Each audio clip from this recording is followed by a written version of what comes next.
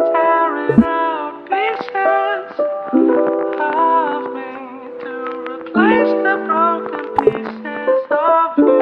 Tearing out pieces. Assalamualaikum warahmatullahi wabarakatuh. Halo teman-teman semuanya. Kami dari kelompok 12 yang beranggotakan saya sendiri Tiani Nursaada dan juga rekan yang lainnya ada Hekti Nurhapitasari, Rami Widianingrum, Raina Yustika Dewi, Siti Sophia dan juga Yuda Andika Prayoga akan membersamai pertemuan hari ini dengan mempresentasikan hasil diskusi kami mengenai strategi pembelajaran konstekstual. Untuk itu, mari kita simak bersama ya. Yuk.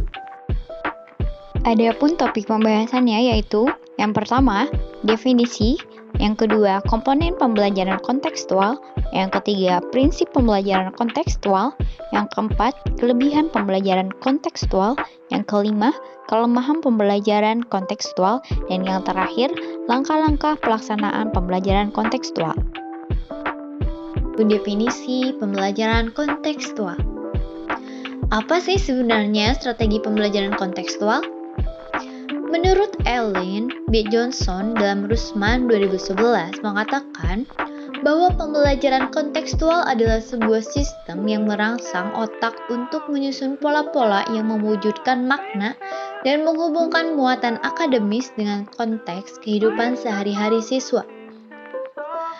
Nah, dengan kata lain, inti dari pembelajaran kontekstual adalah keterkaitan setiap materi atau topik pembelajaran dengan kehidupan nyata. Selanjutnya mengenai komponen pembelajaran kontekstual.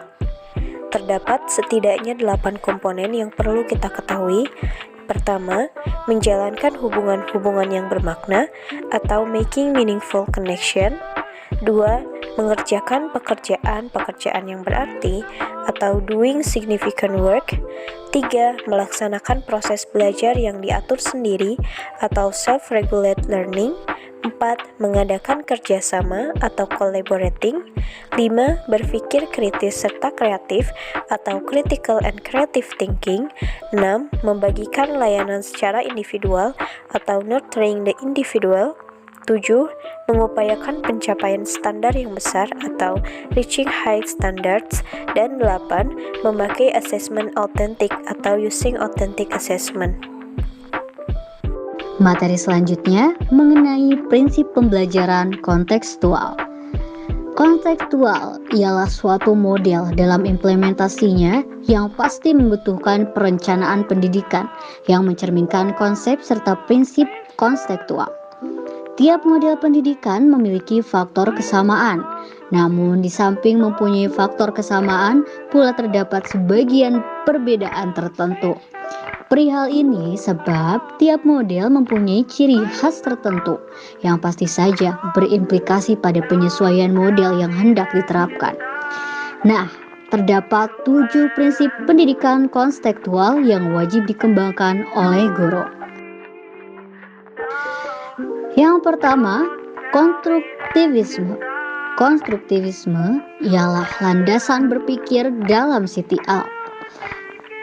Pengetahuan dibentuk oleh manusia sedikit demi sedikit yang hasilnya diperluas lewat konteks yang terbatas.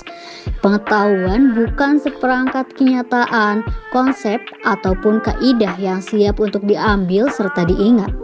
Manusia wajib membangun pengetahuan itu yang diberikan lewat pengalaman yang nyata. Menurut teori konstruktivisme, salah satu prinsip yang sangat berarti dalam pembelajaran, guru tidak semata-mata membagikan pengetahuan untuk siswa. Siswa juga wajib membangun sendiri pengetahuan di dalam benaknya. Guru bisa membagikan kemudahan untuk proses ini. Batas konstruktivisme di atas membagikan penekanan jika konsep tidak berarti, artinya bagian integrasi dari pengalaman belajar yang wajib dipunyai oleh siswa.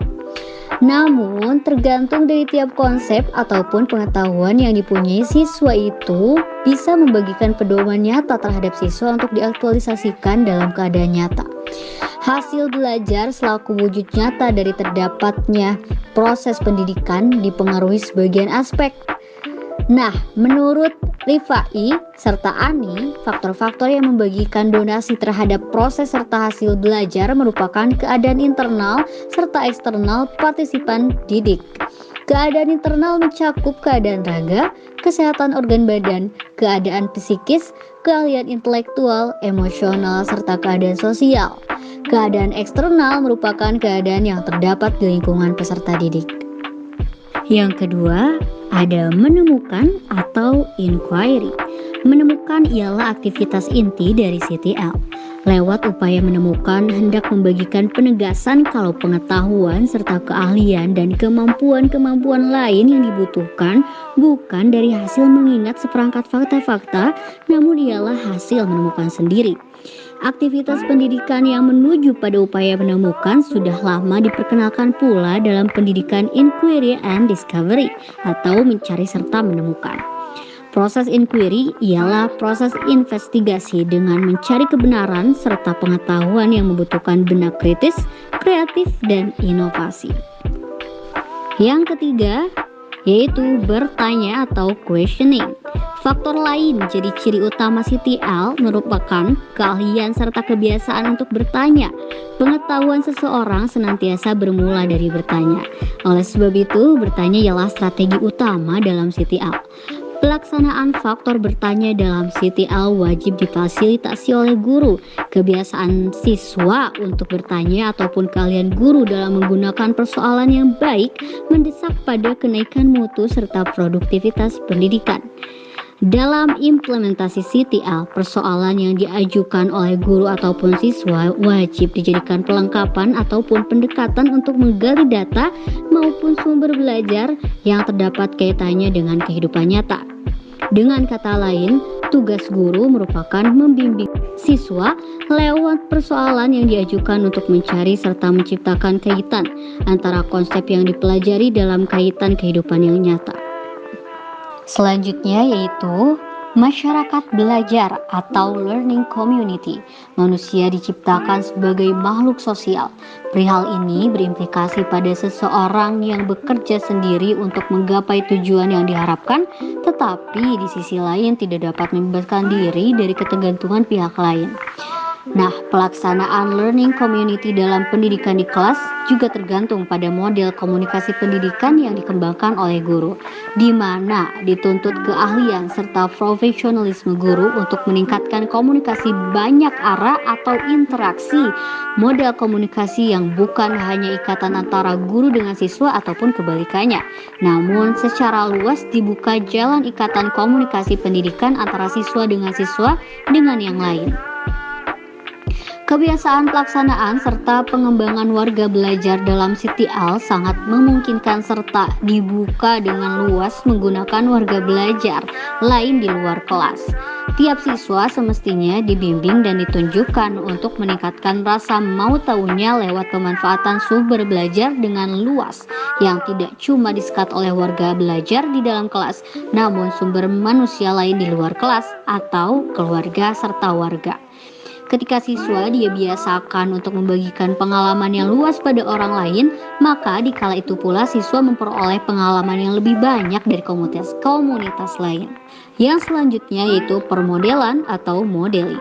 Pertumbuhan ilmu pengetahuan serta teknologi dan rumitnya persoalan hidup yang dialami secara tuntutan siswa yang inovasi dalam model pendidikan sesuai kurikulum 2013 terus menjadi tumbuh serta beraneka ragam. Berpengaruh pada keahlian guru yang mempunyai keahlian lengkap. Oleh sebab itu, hingga saat ini guru bukan lagi satu-satunya sumber belajar bagi siswa. Sebab dengan seluruh kelebihan serta keterbatasan yang dipunyai oleh guru harus menghadapi rintangan ketika membagikan pelayanan yang sesuai dengan kemauan serta kebutuhan siswa yang cukup heterogen. Oleh sebab itu, sesi pembuatan model bisa dijadikan alternatif untuk meningkatkan pendidikan semua siswa serta menolong menanggulangi keterbatasan yang dipunyai para guru. Yang keenam ada refleksi atau reflection. Refleksi merupakan metode berpikir tentang apa yang terjalin ataupun baru saja dipelajari. Dengan kata lain, refleksi merupakan berpikir tentang apa-apa yang telah dicoba di masa kemudian. Siswa mengedepankan apa yang baru dipelajarinya sebagai struktur pengetahuan yang baru yang merupakan pengayaan ataupun perbaikan diri pengetahuan yang awalnya. Pada saat refleksi, siswa diberi peluang untuk mengolah, menimbang, menyamakan, menghayati, serta melaksanakan dialog dengan dirinya sendiri atau learning to be. Pengetahuan yang bermakna diperoleh dari sesuatu proses yang bermakna pula, ialah lewat penerimaan, pengolahan, serta pengendapan. Setelah itu bisa dijadikan sandaran dalam menjawab terhadap indikasi yang timbul setelah itu. Nah, lewat model CTL, pengalaman belajar bukan hanya terjalin serta dimiliki seorang siswa ketika di kelas saja, namun jauh lebih berarti dari itu membawa pengalaman belajar tersebut ke dalam lingkungan yang lebih luas. Saat itulah dirinya dituntut untuk menjawab serta membongkar kasus nyata yang dialami tiap harinya. Yang terakhir yaitu penilaian sebenarnya atau authentic assessment. Sesi terakhir dari pendidikan konstekstual merupakan melaksanakan evaluasi. Evaluasi sebagai bagian integral dari pendidikan mempunyai guna yang amat memastikan untuk memperoleh data mutu proses serta hasil pendidikan lewat pelaksanaan CTL. Evaluasi merupakan proses pengumpulan bermacam informasi serta data yang dapat membagikan cerminan ataupun petunjuk terhadap pengalaman belajar siswa.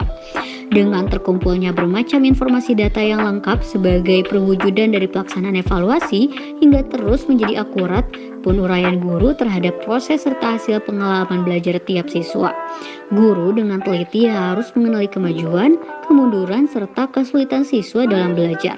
Dengan itu, guru memiliki kemudahan dalam melaksanakan upaya-upaya revisi serta penyempurnaan proses tutorial belajar berikutnya. Nah, dengan metode tersebut, guru secara nyata harus mengenali tingkatan keahlian siswa yang sesungguhnya. Proses pendidikan dengan memakai CTL wajib memikirkan karakteristik berikut ini. Yang pertama yaitu kerjasama, silih mendukung, mengasyikan serta tidak membosankan, belajar dengan bergairah, pendidikan terintegrasi, memakai berbagai macam sumber, siswa aktif, sharing dengan sahabat, siswa kritis, guru kreatif, dinding kelas serta lorong-lorong penuh dengan hasil karya siswa, laporan kepada orang tua yang bahkan bukan cuma rapot namun hasil karya siswa, laporan hasil praktikum, dan juga karangan siswa, serta yang lain-lain. Nah, dalam pendidikan konseptual, program pendidikan ialah rencana aktivitas kelas yang dirancang oleh guru dalam wujud skenario sesi demi sesi tentang apa yang hendak dicoba bersama siswa sepanjang berlangsungnya proses inovasi model pendidikan sesuai dengan kurikulum 2013. Dalam program tersebut wajib tercermin pelaksanaan dari ketujuh komponen CTL dengan jelas, sehingga tiap guru mempunyai persiapan yang utuh berkenaan rencana yang hendak dilaksanakan dalam membimbing aktivitas belajar mengajar di kelas. Nah, baik, untuk selanjutnya adalah mengenai kelebihan pembelajaran kontekstual. Nah, selain kita harus paham mengenai pengertian, prinsip, dan komponen pembelajaran kontekstual, kita juga harus paham terhadap kelebihan serta kekurangan dalam pembelajaran kontekstual ini. Nah, diharapkan kita mampu menyempurnakan dan memperbaiki pembelajaran kontekstual ini. Di antaranya, kelebihan pembelajaran kontekstual menurut Permatasari tahun 2014, halaman 28, yaitu sebagai berikut. Nah, yang pertama ada para siswa dapat merasakan bahwa pembelajarannya itu adalah milik mereka sendiri, sebab dia telah diberi peluang untuk menuangkan argumennya. Kemudian yang kedua, ada para siswa dapat mempunyai inovasi yang hebat dan kuat untuk mengikuti suatu proses pembelajaran. Lalu yang ketiga, akan bertumbuhnya keadaan atau suasana demokratis dalam proses pembelajaran, hingga menimbulkan percakapan atau dialog antar peserta didik untuk saling bertukar pikiran, belajar membelajarkan, serta bertambah ilmu pengetahuan dan pemikiran bagi pendidik, disebabkan hal yang dialami atau disampaikan para siswa mungkin belum diketahui sebelumnya oleh siswa lainnya. Sementara menurut Muhtar S. Hidayat tahun 2012, halaman 245 sampai 246, beliau mengungkapkan pendapatnya mengenai kelebihan pembelajaran CTL ini. Di antaranya yang pertama adalah pembelajarannya akan menjadi lebih real dan bermakna, karena dalam prosesnya para siswa dituntut untuk dapat memahami dan merasakan sendiri koneksi atau ikatan antara proses pembelajaran di sekolah dengan pengalaman yang ada di kehidupan real atau nyata.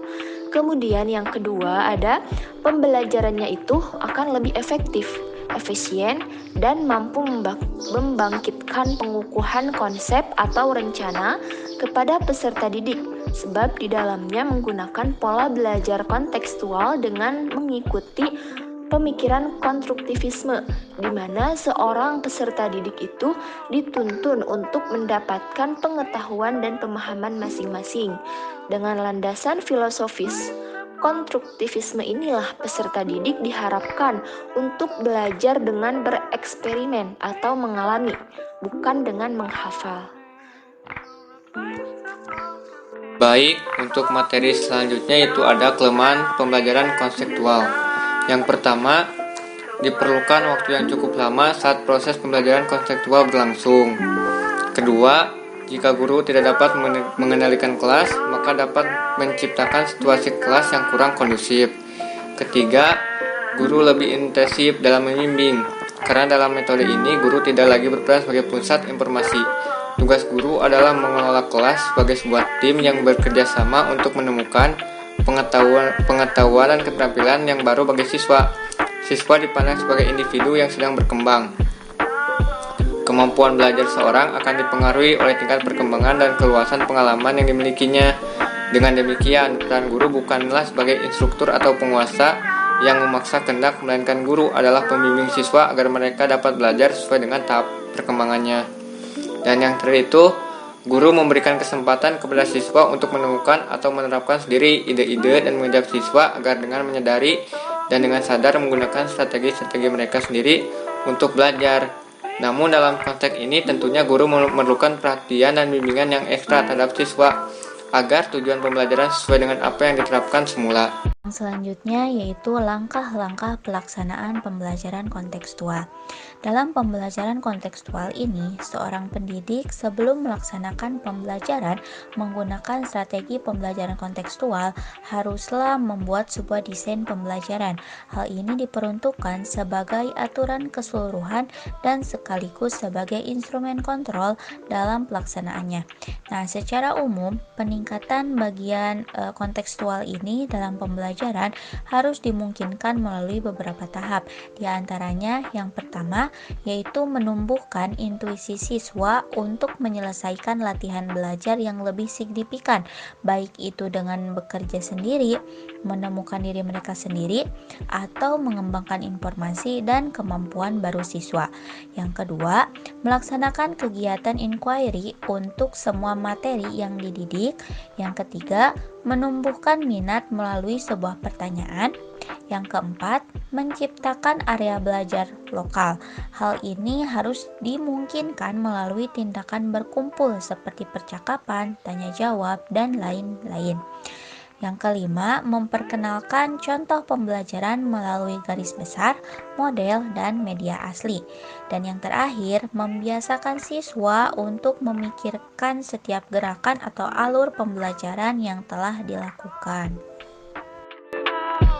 Pematerian mengenai strategi pembelajaran konseptual telah berakhir. Bagaimana teman-teman? Apakah sudah dimengerti? Atau bahkan memunculkan banyak pertanyaan? Kalau ada pertanyaan, boleh ya tulis di kolom komentar.